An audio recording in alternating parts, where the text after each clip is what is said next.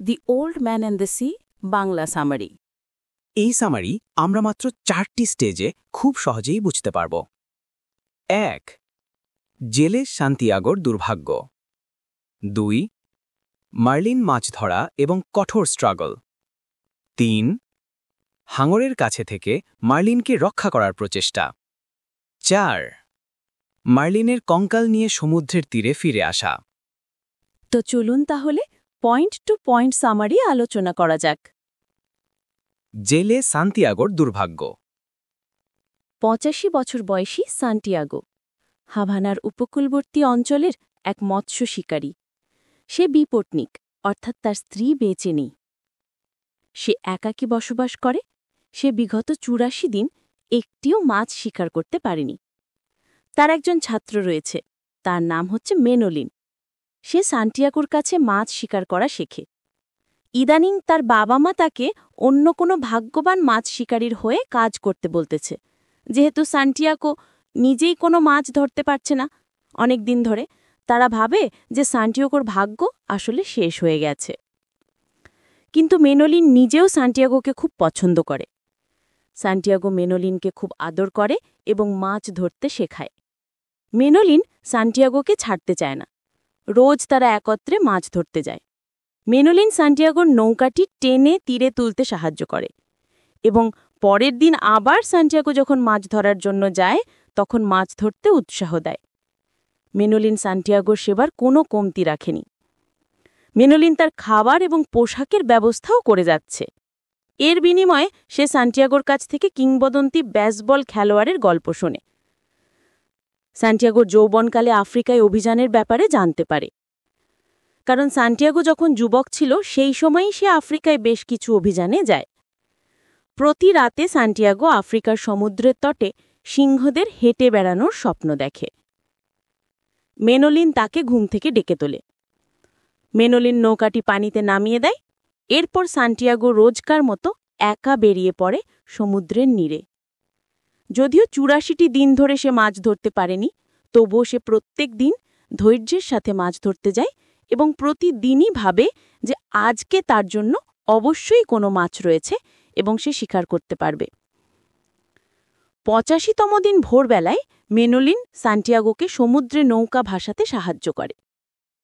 Santiago সচরাচর যেখানে মাছ ধরত সেখান থেকে একটু সে পেরিয়ে গেল, কারণ এই জায়গাটিতে সে গত সপ্তাহে এসেছিল বড় মাছ পাবার আশায়, কিন্তু সে পায়নি। আজ তাই ভাগ্য সুপ্রসন্ন হবে এই ভেবে সে সামনে এগিয়ে চলল। বিকেলের দিকে সে একটা 10 পাউন্ডের টুনা শিকার করতে সক্ষম হয়। মার্লিন মাছ ধরা এবং কঠোর স্ট্রাগল। তার সারাদিনের পরিশ্রম সার্থক হয়েছে ভেবে স্বস্তির নিঃশ্বাস ফেলবার আগেই সে তার যে লাইনগুলো ফেলেছিল মাছ ধরার, সেখানে কোনো মাছ ধরা পড়েছে এবং মাছ টান দিচ্ছে এটা সে টের পেল। এবং সত্যি বিরাট এক মার্লিন মাছ তার হুকে বিঁধেছে। মাছটা এতই বড় যে সান্টিয়াগো কোনোভাবেই সেটাকে তুলতে পারছে না। মার্লিন তার ডিঙি নৌকাটিকে ধীরে ধীরে ধীরে তীর থেকে আরও গভীরে নিয়ে যেতে লাগল। অর্থাৎ সান্টিয়াগো কোনোভাবেই মাছটিকে বাগে আনতে পারছে না, বরং মাছটা এতটাই শক্তিশালী ছিল যে তার নৌকাটাই আরও সমুদ্রের দিকে টেনে নিয়ে যাচ্ছে। ধীরে ধীরে সূর্যাস্ত হয়ে গেল। এখনও পর্যন্ত সান্টিয়াগো এবং মাছের মধ্যে লড়াই চলছেই, কেউ হার মানছে না। সান্টিয়াগো যদিও সেরকম শক্তিশালী নয়, কিন্তু সে অতীতে অনেকবার মাছ ধরেছে তার যুবক বয়সে। এই জন্য সে মাছ ধরার ক্ষেত্রে বেশ দক্ষ। মাছ ধরার কৌশল তার খুব ভালো করেই জানা আছে। এই জন্য শক্তি কম থাকলেও সে মাছটিকে তার আয়ত্তে রেখেছে এখনও।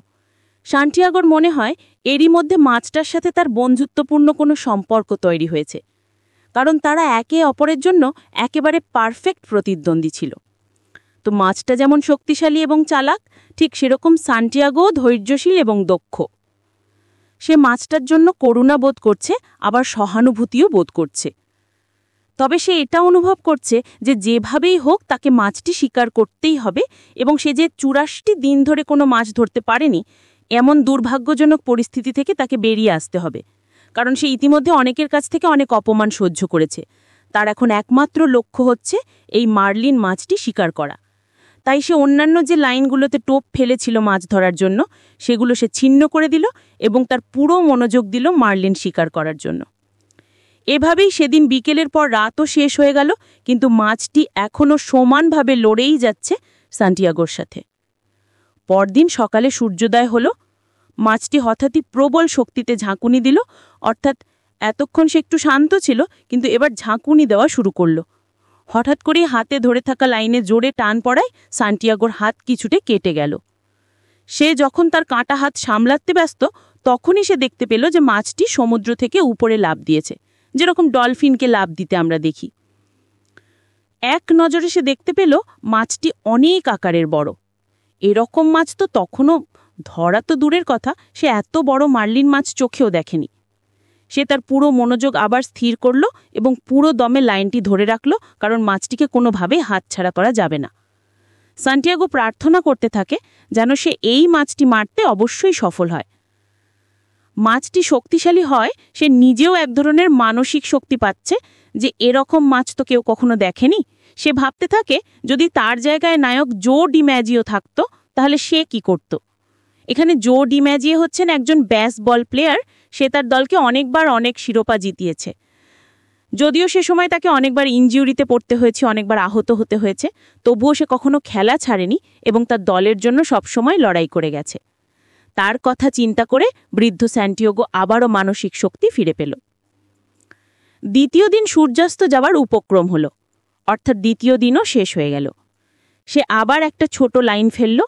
এবার সে একটা ডলফিন শিকার করতে পারল, কারণ সে এতদিনের খাবার নিয়ে আসেনি। সে ভেবেছিল সন্ধ্যায় ফিরে যাবে, কিন্তু মাছটার জন্য সে যেতে পারেনি এবং ডলফিন শিকার করায় তাকে আপাতত অভুক্ত থাকতে হচ্ছে না।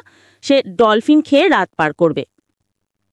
এদিকে মাছটা লাইনের সাথে তখনও রয়েছে, একটু একটু করে লড়ে যাচ্ছে সে। সেটা যখন একটু শান্ত হলো, তখন কয়েক ঘন্টা সান্টিয়াগো বিশ্রাম নিয়ে নিল। তার ঘুমটা আবার ভেঙে গেল যখন মার্লিন মাছটি লাফালাফি করছিল। হুক থেকে নিজেকে ছাড়িয়ে নেওয়ার জন্য তুমুল লড়াই করছে মার্লিন মাছ। এবং এবারেও মার্লিন মাছের টানে তার হাত কয়েক জায়গায় আবার কেটে গেল, কিন্তু সান্টিয়াগো নাছোড় বাঁধার মতোই লেগে রইল। এবার মার্লিন মাছটি অনেকটাই কাছে চলে এসেছে। মাছটি তার নৌকার চারদিকে ঘুরতে থাকল। এদিকে টানা কয়েকদিন ধরে মাছের সাথে লড়াই করার জন্য প্রবীণ সান্টিয়াগো তখন ঘুমে আর ক্লান্তিতে জর্জরিত। সাধারণত খরস্রোতা নদী বা সমুদ্রে মাছ ধরার জন্য লাইনের সাথে লাগানোর পরই তাকে মাছটার সাথে এভাবেই অনেকক্ষণ ধরে লেগে থাকতে হয় এবং মাছটা ক্লান্ত হওয়া পর্যন্ত অপেক্ষা করতে হয়। ঠিক সেরকমটাই করেছে বুড়ো সান্টিয়াগো। তবে এবার মাছটা যখন নৌকার কাছে চলে আসে, সে তখন বর্ষার মতো নিক্ষেপ্য কিছু দিয়ে, যাকে হারপুন বলা হয়, সে তার হারপুন ব্যবহার করার জন্য প্রস্তুত হয় এবং সে মাছটিকে মেরে ফেলল। অর্থাৎ মাছটি যখন উপরে উঠে এসেছে, সে হারপুন নিক্ষেপ করে মাছটা শিকার করে নিল। যখন সে মাছটিকে মারার পর খুব কাছে নিয়ে এলো, মাছটি এতটাই বড় ছিল যে মাছটিকে নৌকায় তোলা যাচ্ছিল না। তাই সান্টিয়াগো অত বড় ভারী মাছটিকে নৌকার এক পাশে ভালো করে বেঁধে নিল। অর্থাৎ মাছটি তখনও পানিতেই রয়েছে, তবে এবার সে মাছটিকে নৌকার সাথে বেঁধে দিয়েছে। বৃহৎ হাঙরের কাছ থেকে মার্লিনকে রক্ষা করার প্রচেষ্টা। এরপর সে যাত্রা করল কিউবার উদ্দেশ্যে বাড়ি ফিরে আসার জন্য। মৃত মাছটির রক্তের গন্ধ পেয়ে সমুদ্র থেকে অনেক বড় বড় দুটো হাঙর এসে নৌকাকে ঘিরে ধরল। সান্টিয়াগো অনেক কষ্টে একটি হাঙরকে হত্যা করল তার হারপুন দিয়ে বাড়ি দিয়ে। তখন অন্য হাঙরটি চলে গেল, কিন্তু সান্টিয়াগো অভিজ্ঞ নাবিক, তাই সে বিপদ বুঝতে পারল। সে বুঝতে পারলেন যে সামনে আরও অনেক হাঙর দল বেঁধে আসছে। এদিকে দুর্ভাগ্যবশত মাছ ধরার হারপুন তার হাত থেকে পড়ে গেছিল। এরপর মাছের রক্তের গন্ধ পেয়ে অনেকগুলো হাঙর চলে আসলো। তারা মৃত মার্লিন মাছটির দেহটিকে ছিঁড়ে খুবলে খেতে লাগলো। সান্টিয়াগো প্রাণপণ চেষ্টা করতে লাগলো ওগুলোকে থামানোর জন্য। তার কাছে আরও বেশ কিছু হারপুন ছিল, সেগুলো দিয়ে সে হাঙরগুলোকে মারতে লাগলো এবং বেশ কিছু হাঙর মারা গেল এবং কিছু পালিয়ে গেল। কিন্তু দেখা গেল যে মাছটির গায়ে তখন আর কিছুই বাকি নেই, শুধুমাত্র কাঁটা এবং লেজের কিছু অংশ বাকি রয়েছে। ঠিক সেভাবেই সারা রাত এভাবে লড়াই করার পর সান্টিয়াগো যখন সমুদ্র তীরে পৌঁছল, ততক্ষণে সবাই ঘুমোচ্ছে। সে কোনো মতে তার নৌকার মাস্তুল নিয়ে ঘরে চলল। এখানে সে যে নৌকার মাস্তুলটি নিয়ে যাচ্ছে, সেই মাস্তুলটি দেখতে অনেকটা ক্রসের মতো, যেরকম ক্রসে যীশুখ্রিস্ট মৃত্যুবরণ করেছিলেন, সেটা নিয়ে সে টেনে বাড়িতে ফিরতে লাগলো। যীশুখ্রিস্ট যেভাবে অনেক কষ্ট সহ্য করে মৃত্যুবরণ করেছিলেন, ঠিক সেভাবেই ক্রসটি সে নিয়ে যাচ্ছে সান্টিয়াগো। তার এই কষ্টকে যীশুখ্রিস্টের কষ্টের সাথে তুলনা করা হয়েছে। মার্লিন মাছের কঙ্কাল তখন নৌকার সাথে বাঁধাই পড়ে রইল। পরদিন সকালে মেনোলিন সান্টিয়াগোর বাড়িতে গেল। তার বাড়ির বাইরে অনেক মানুষের জটলা। সকলেই সে বড় মার্লিন মাছটি দেখে বিস্মিত। তারা জীবনে কখনোই এত বড় মার্লিন দেখেনি। তারা জড়ো হয়েছে সান্টিয়াগোর সাফল্য দেখে তাকে অভিনন্দন জানানোর জন্য। মেনোলিন সান্টিয়াগোর জন্য কফি বানিয়ে এনেছিল। বুড়ো সান্টিয়াগোকে বাড়িতে ফিরতে দেখে সে অনেক আনন্দে উচ্ছ্বসিত হয়। আবার সান্টিয়াগোর হাত কেটে যাওয়ার কারণে তার শারীরিক অবস্থা দেখে মেনোলিন অনেকক্ষণ কাঁদলও বটে। সান্টিয়াগোর ঘুম ভাঙলে মেনোলিন তাকে বলে যে তার বাবা মা যাই বলুক না কেন, সে এখন থেকে সান্টিয়াগোর সাথেই মাছ ধরতে যাবে। এদিকে একদল পর্যটক মার্লিনের কঙ্কাল দেখে সেটাকে হাঙরের কঙ্কাল ভেবে ভুল করে।